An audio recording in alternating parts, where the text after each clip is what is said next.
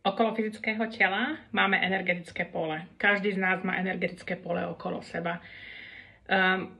Keď niekto hovorí, že vibruješ vysokou vibráciou alebo že pozitivita z teba žiari, čo to znamená?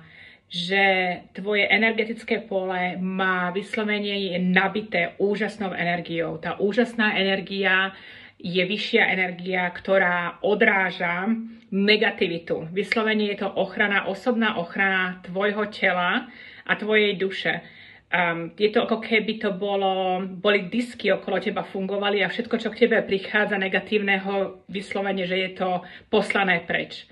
Zase je opakom, keď tvoja energia je nízka, keď tvoja vibrácia je nízka, to je ako keby si bol vyfúknutý balón mal okolo seba, čiže žiadna ochrana. Všetko, čo na teba príde, to aj cítiš. Cítiš to osobne, keď niekto ti niečo povie, tak to cítiš o mnoho viacej.